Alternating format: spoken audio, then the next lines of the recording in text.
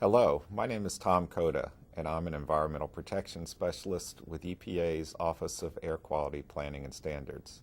I'm here to present an overview of the Environmental Protection Agency's General Conformity Program. This session is designed for those who are new to General Conformity with little or no experience with the General Conformity Program or understanding of General Conformity implementing regulations. In this session, we are going to cover basic information about the General Conformity Program, such as what General Conformity is, where and when General Conformity applies, and some basic information about how General Conformity determinations are performed. Getting into specifics about General Conformity requirements will not be possible in today's short session. However, during this session, I will let you know how you can obtain more information on General Conformity Program implementation. So, what is General Conformity?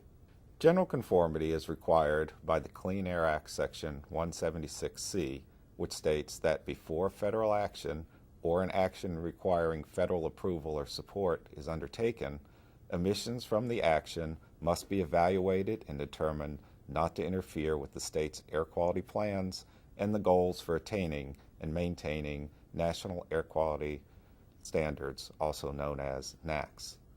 Now, General Conformity is not the same type of conformity as Transportation Conformity. Transportation Conformity applies to all Federal Highway Administration and Federal Transit Administration transportation actions and only addresses air pollutants from on-road mobile sources such as trucks, transit, and cars. General Conformity applies to all other federal actions. These include federal actions on federal lands, such as military installations, national parks, and forest lands. General Conformity may also apply on some private and state and local properties, such as airports, seaports, and freight rail yards, where a non-federal activity requires federal approval or funding. Additionally, General Conformity applies to all criteria pollutants, including sulfur dioxide and lead, whereas only 4 pollutants are covered by Transportation Conformity, which are ozone, carbon monoxide, particulate matter, and nitrogen dioxide. This portion of the training does not cover Transportation Conformity requirements in any detail, but only as they relate to General Conformity requirements.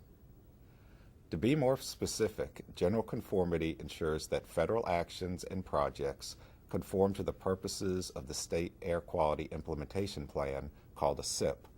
The Clean Air Act gives states the primary role in developing plans and implementing programs to attain the NAAQS, but states cannot always anticipate or control emissions from federal actions or activities in their air quality planning. Therefore, Congress established the conformity requirements in the Clean Air Act to ensure federal agencies don't interfere with the state's clean air goals and plans. What do we mean when we say conformity to the purposes of the SIP? Well, conformity to the purposes of the SIP means specifically that those federal activities, projects, or approvals will not cause new violations of the NAAQS, increase frequency or severity of the NAAQS violations, or delay timely attainment of the NAAQS or any interim milestones in the SIP. Where does General Conformity apply? As I mentioned earlier, General Conformity applies to federal actions by all federal agencies except for Federal Highway Administration and Federal Transit Administration transportation actions. Those two agencies' actions are covered by Transportation Conformity, which has the same purposes as General Conformity, but is demonstrated using a different process. Geographically, General Conformity does not apply to every area of the country. General Conformity requirements only apply in areas that EPA designates as non-attainment or maintenance areas. A non-attainment area is an area that EPA has designated as not meeting the NAAQS. A maintenance area is an area that was once designated as not meeting the NAAQS, but is currently meeting and maintaining the NAAQS. So again, General Conformity only applies in areas that are designated as non-attainment or maintenance, and General Conformity applies for certain pollutants and their precursors called criteria pollutants. These pollutants are ozone, carbon monoxide, particulate matter, nitrogen dioxide, sulfur dioxide, and lead.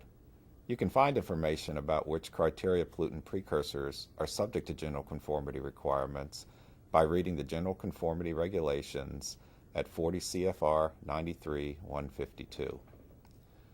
So, in summary, what is subject to general conformity requirements? All actions undertaken by a federal agency or federally supported actions where a federal agency provides financial assistance to or issues a license or permit for or approves the undertaking of a project or activity. The project or activity must occur in a non-attainment or maintenance area and not otherwise be exempt from the general conformity requirements or be presumed to conform with the state SIP. I will talk more about the types of actions that are exempt or presumed to conform later in this presentation. So, when do general conformity requirements apply?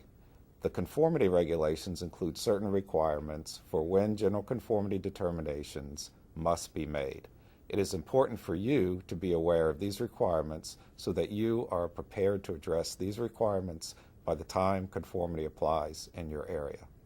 For a newly designated non-attainment area, a general conformity determination is not required for federal actions that occur or start within 1 year following the effective date of the non-attainment designation. Once the 1-year grace period has ended, a general conformity determination is needed prior to commencing a federal action. If it is a federally supported action, a conformity determination is needed prior to the federal agency providing the support. For example, before a federal permit is issued or federal funding is distributed. As explained in the rest of this presentation, the general conformity process can be divided into two main sections: the applicability analysis and the conformity determination. A federal agency conducts an applicability analysis to determine if the general conformity requirements apply to their action. If not, no additional action is needed by the agency. If so, the federal agency must demonstrate that the emissions from the action conform with the state SIP. How does a federal agency determine if general conformity applies to its action? This process is known as an applicability analysis. It is a fairly simple analysis that requires the agency to consider the scope of the project and its anticipated emissions. First, the agency must determine if their action and its emissions are in a designated non-attainment or maintenance area. If their action is not in a designated non-attainment or maintenance area, no further action is needed. If the action is in such an area, the agency should look to see if any exemptions apply. If the action is exempt, no further action is required. I'll discuss exempt action shortly. If the action is not exempt from general conformity requirements, the action's emissions need not be calculated and compared to the de minimis levels that are found in 40 CFR 93-153b1. If the total direct and indirect emissions are below these levels, there is no further action required. For the purposes of general conformity, direct emissions are emissions anticipated at the same time and location of the action, and indirect emissions are those occurring at a later time or other location, but would have not occurred if the action had not taken place. As I mentioned to you during the applicability process, there are some federal actions that are exempt from general conformity analysis because they are considered always under the de minimis levels. Examples include administrative actions, rulemaking, real estate transactions, law enforcement activities, and other activities that an agency has made a determination are always de minimis. Other actions are exempt because their emissions have already been analyzed and controlled in accordance with the SIP, such as those actions covered in transportation conformity analysis, routine maintenance activities, those activities having an NSR permit, or CERCLA actions.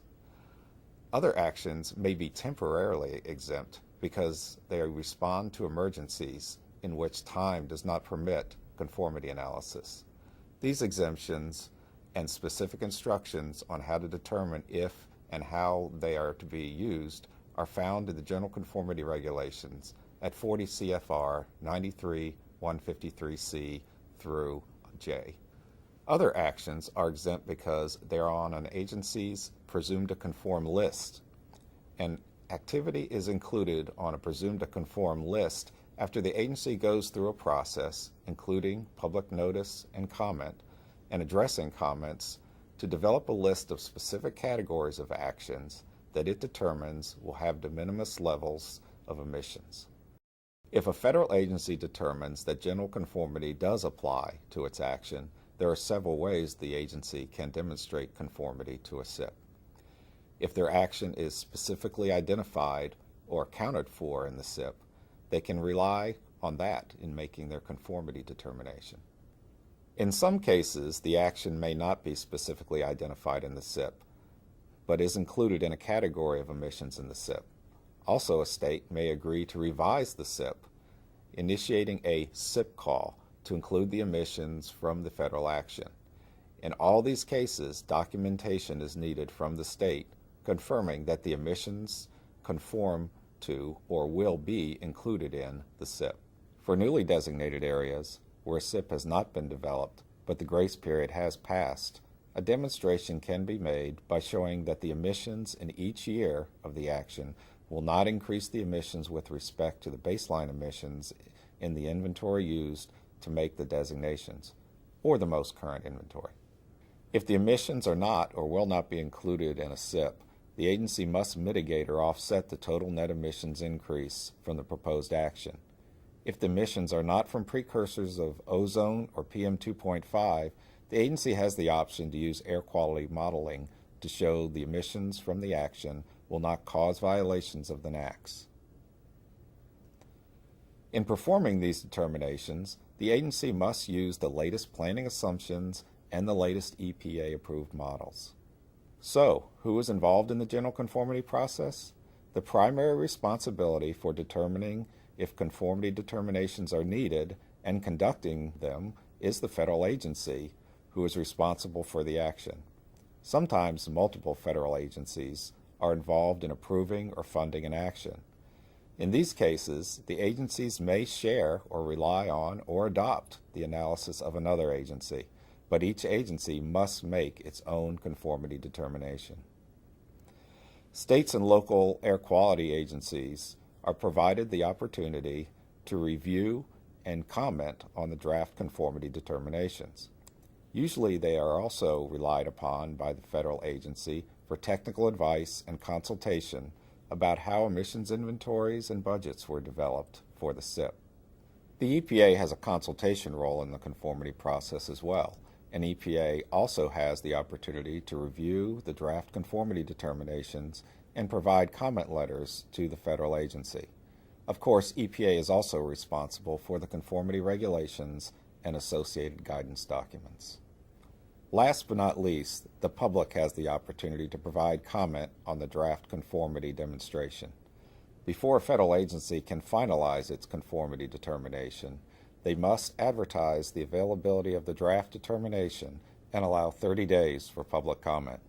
These comments must be addressed in the final determination. This training session provides an overview of important information for federal, state, local agencies, and tribes that may have federal actions in an area that has been, is, or may become a non-attainment area. If you need more detailed information on general conformity requirements, the EPA and several federal agencies have more extensive information available on their websites to help guide you through the general conformity process. Examples of information that EPA provides on its website include the General Conformity Rule and guidance documents. If you have specific questions related to general conformity or how to meet the requirements in your area, EPA's website also includes contact information for more information and questions. Thank you for your time during this training session on general conformity for new non-attainment areas. We hope you found the information helpful.